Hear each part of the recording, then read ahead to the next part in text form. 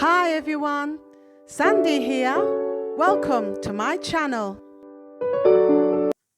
Yes, today I need to be tinting my eyebrows, so I've mixed in a little bit of brown and black tint with just a little bit of oxidant 3% and literally just 3-4 drops of that, mix it together and then it's ready to tint my brows.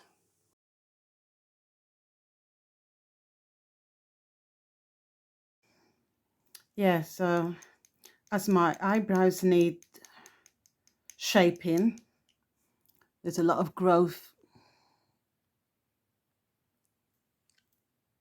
there, right? But before I do that, I always like to give it a bit of a tint first, because yes, there are a few grey hairs there, so give it a bit of a tint.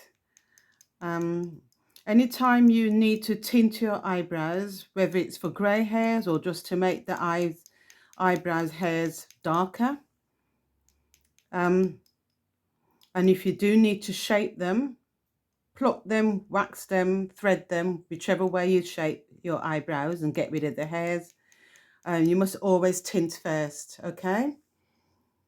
The reason being is because if you shape first, if you pluck the hairs out, the hair follicles will then be open. And then when you put tint on top of that, then you are only increasing the risk of infection, and not only infection, but it also can burn or sting and be quite uncomfortable because the pores are open. So you're putting the tint on top of open pores. So always tint first before you shape. Okay. So let me take my glasses off. I've got my mirror here. So if I'm tinting, I literally just, you can use 2 brushes and lift the hairs and just basically gently tint the hairs.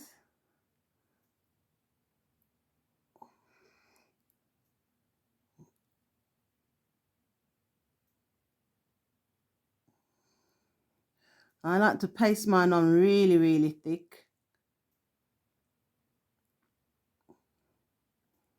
Oh, I almost forgot. Before you do this, right, it's only because I've been doing this for many, many years, but if you're not very used to tinting, I would suggest what you should do is protect the skin around the hairs, right, by using probably a cotton bud or Q-tip, as some people call it. Use a Q-tip, dip it into some petroleum jelly or protective barrier cream, and just literally just put the Vaseline or the barrier cream around your skin, right, so that you do not tint your skin. Okay, and that's basically all there is to it. So you do that, and if I look closely, I don't know if you can tell, but I have got some grey hairs. There are some grey hairs underneath where I will be plucking out anyway, right? But there may be some in between, right? So that's all I'm going to do, and then I'll do the next eyebrow. So I've left it on now for 20 minutes. As you can see, dead stamp of Groucho Marx. And oh, and these little beauties are 2 years old as well. And the video coming up on my lock journey with my 2 years coming up very soon. So keep in touch. If you haven't already, subscribe to my channel. Don't forget to like, comment and share. Okay, right, let me just get these into the hood. because I don't like them to drop onto the eyebrow tint, just in case. All right, so you can leave it on very, very fair haired people. For instance, if you've got blonde hair and your brows are blonde and you want to enhance enhance the shape of your eyebrows and just enhance the hairs, because sometimes when you're very, very fair on the eyebrows, it looks like you haven't got any. So if you want to use tint, you can use tint. I would suggest like a brown tint for blonde hair, and leave it on for no longer than, sometimes just 5 minutes would do, and that just gives it the hue, the degree of depth of brown that you need if you're very, very fair. So anything between 5 and even up to 20 minutes. I've left mine on for 20 minutes because I'm tinting grey, and I like mine to look really, really dark. So once you've done that, just use some cotton pads, damp, right? Not wringing wet. So when you squeeze it, it shouldn't be dripping with water.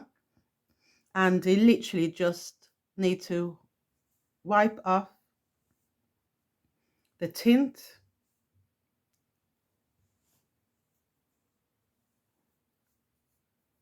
Keep wiping.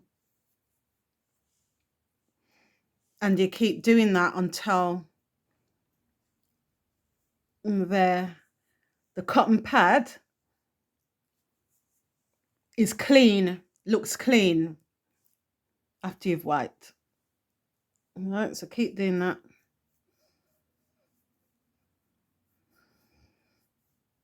So you can purchase your tint, lash and brow tint, at most retail shops that sell hair and beauty supplies.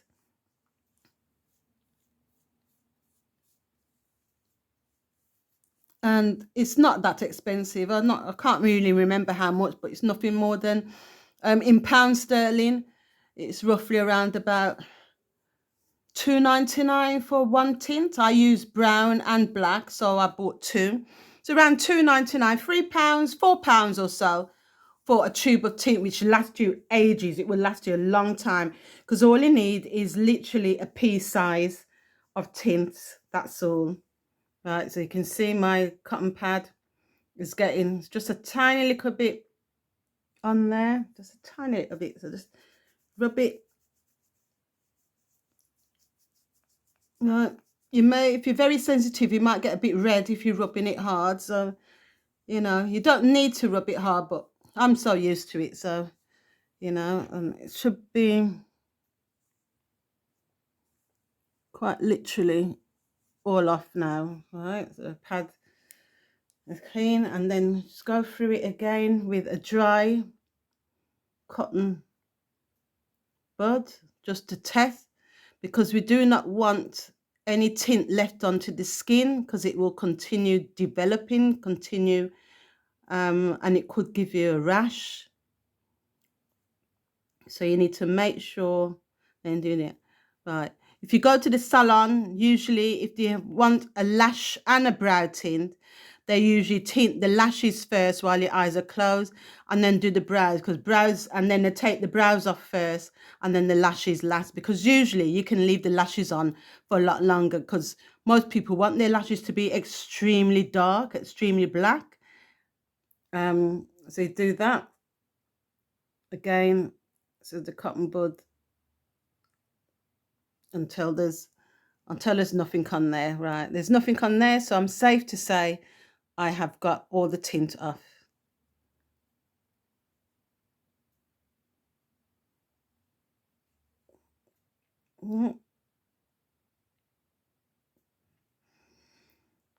Okay, so having done that, right, Muggins here is having a bit of a flush. Ooh. Yeah. Yeah, so once you've done that, you're ready to shape your brows. And I have two tweezers here. I like the slanted ones. The ones with the slant. Right, they're both have a slanted edge. So, all right. So I sort of get my teeth in. I sort of alternate the use of the two tweezers because one is sharper than the other. So I basically tweeze. And again, when you're tweezing, ensure that you pluck or tweeze in the direction of the hair growth. My hairs are growing that way, so I would tweeze, grab onto the hair and pull in that direction. Whatever you do, do not pull in the opposite direction because that can distort the hair follicle. Okay. I know some people like to shave their hairs and that, but I'm not a lover of shaving.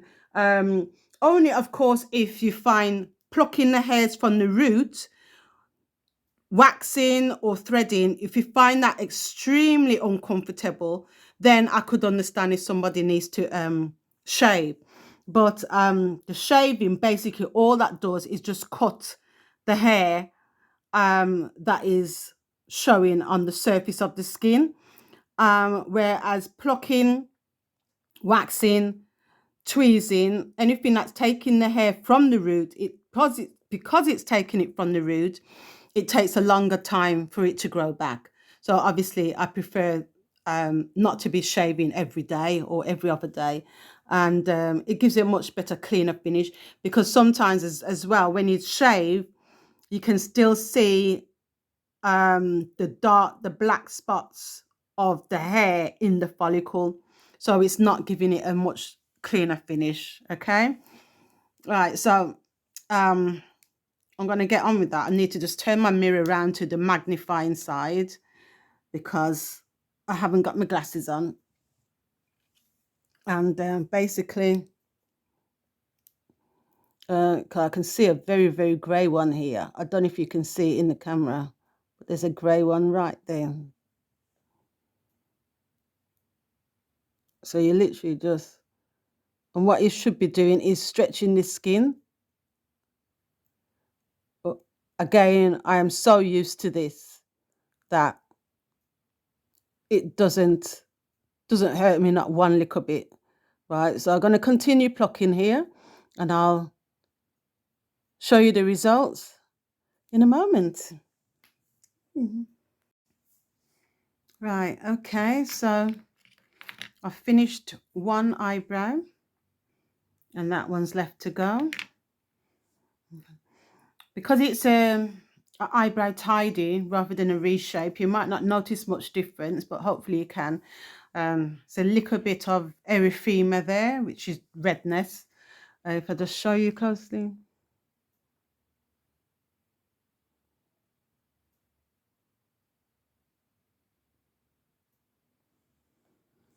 Right, so you can see all the hairs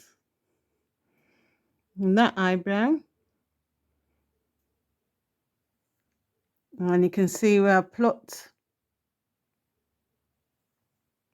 It's got less hairs on this side, much more cleaner, right? Ideally, waxing or threading is a much cleaner finish, simply because they take away the really fine vellus baby hairs around the area, every single one. They pick that up. Whereas tweezing, you can only tweeze certain amounts of bunches of hair at a time, but it gives a reasonably clean finish. Okay. If I can get to show you a bit closely.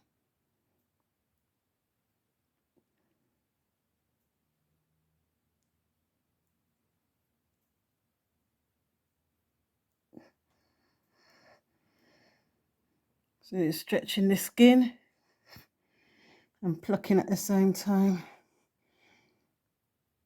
So it's difficult to see them grey hairs, but they're there, definitely there.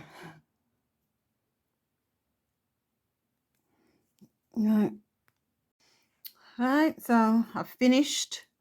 How did I look? Right, quite a clean finish.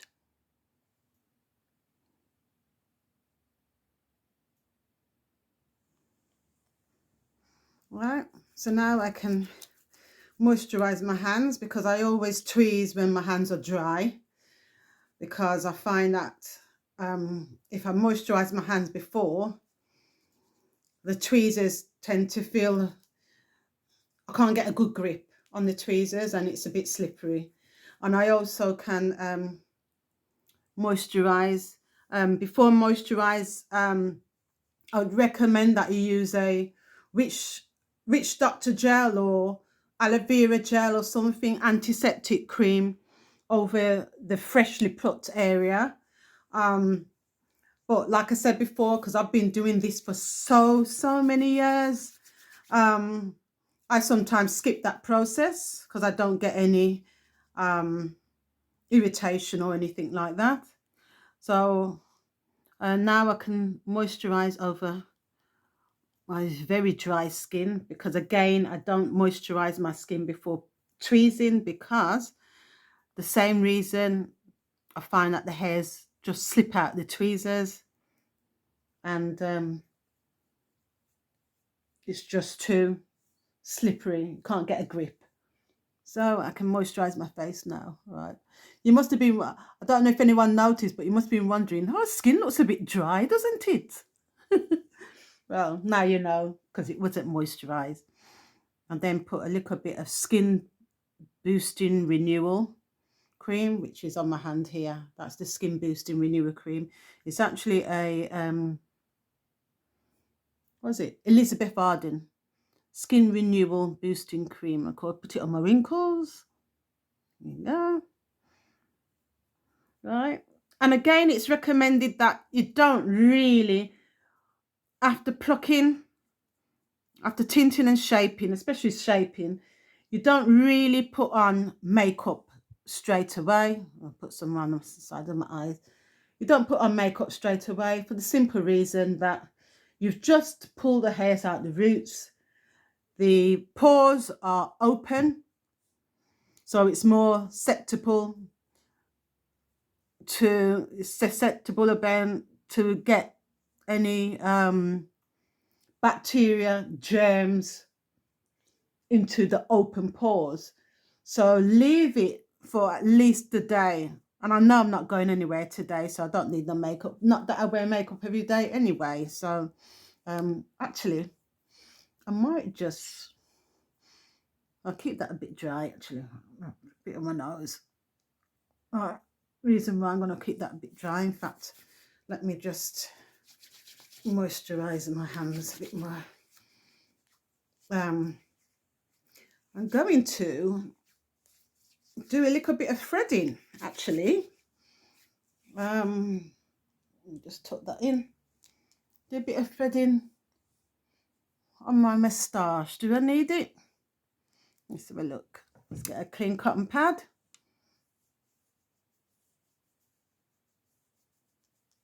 Just wipe off that hair where the grease is.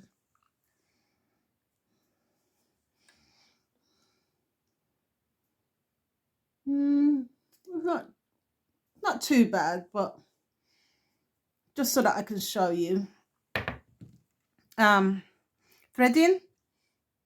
You can thread yourself. It does take a lot of practice before you get used to it. Let me just show you very quickly, right, how to, right? So if you're going to thread yourself, all you need is a little bit of thread. White cotton thread is always recommended, right? One that you can loop to roughly about that size, okay? So that your cotton thread, and then tie a knot, tie it into a loop, right? So I would tie a knot here. Right, now I've had these nails put on for the Christmas and I haven't taken them off yet. I need my glasses. I haven't taken them off yet, and I really do need to take them off because it doesn't make me so, doesn't make things easy for me. I'm not that agile to do stuff when when I've got these nails on. Just doing a simple knot takes me a lot longer than usual. Hey, I know a lot of people are so used to having the nails, but not me. I'm a working hands woman, and I like to be able to feel the dexterity of things. I need something to pull that through the loop. Can I get? Yeah, there you go. Right, I need my fingers so that I can work a lot easier without the nails getting in the way. So loop a string like this, just a piece of string, cotton, preferably white, and then you just do this, loop it, loop it, loop it, loop it, about 4 times would do, right? So that you've got a little thing where the loop goes to one end and you do that. Okay, right, so the next thing is you just find where the hairs are. Right, now I'm not looking in the mirror, so but I know I've got fine baby vellus hairs around my lip. Well, in order to stretch the lip, because you can't use your 2 hands, is you just put you either do this or you put your tongue around the area where you're going to thread. So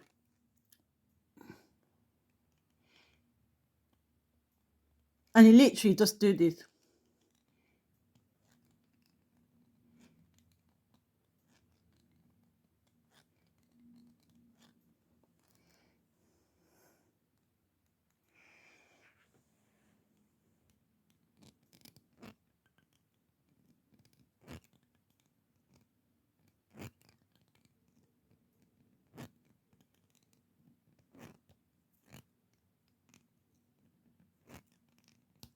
Whoops, the thread popped.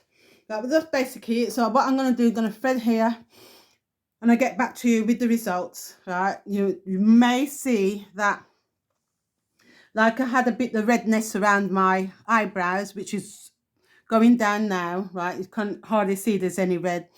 But when I finish threading and I show you, you will see that my lips might look a little bit swollen and a little bit more pinker. All right, so I'll get back to you on that one in a moment. So I've finished now because as you can see, there's a little bit of swelling and slightly red, but that would go down. Give it a roughly about 15 minutes and that would go down to normal, right? So I'm going to leave it to go down a bit. So if you can, and that's it. That's my little bit of my beauty tips and beauty treatments for this Sunday. Until next time, thank you all very much for joining me. Thank you for watching. If you find this useful or you have any friends that you feel it might be useful to, please do share and like, comment, and don't forget to subscribe for more beauty tips, or even just comment if you want to see more beauty tips or anything else that I do. Like I said, my lock journey, 2 years.